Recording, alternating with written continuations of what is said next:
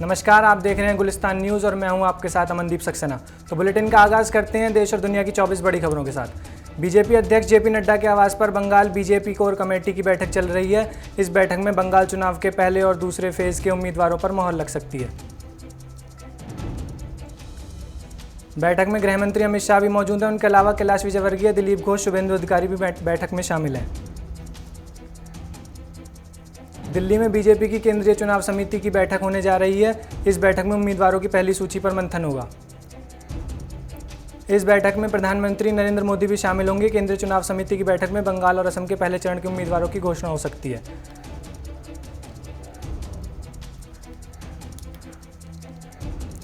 शिवसेना पश्चिम बंगाल में चुनाव नहीं लड़ेगी। संजय राउत ने कहा कि पार्टी ममता दीदी के साथ खड़ी रहेंगी।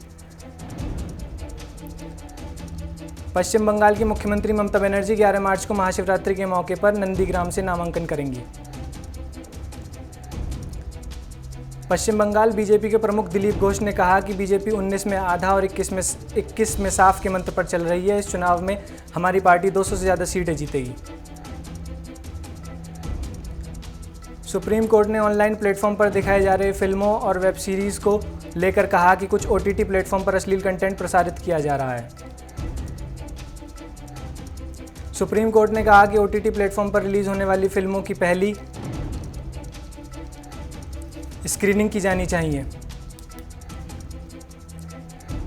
मुंबई में बॉलीवुड हस्तियों पर आयकर विभाग का छापा लगातार दूसरे दिन भी जारी है। मुंबई और पुणे में 22 ठिकानों पर इनकम टैक्स विभाग की रेड चल रही है।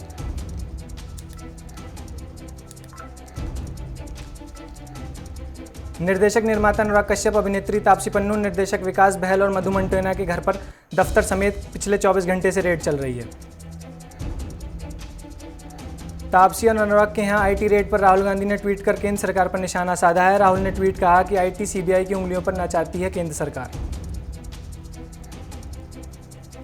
किसान नेता राकेश टिकैत ने बड़ा दावा किया है। राकेश टिकैत ने कहा कि बीजेपी सांसद किसान आंदोलन के समर्थन में इस्तीफा देंगे।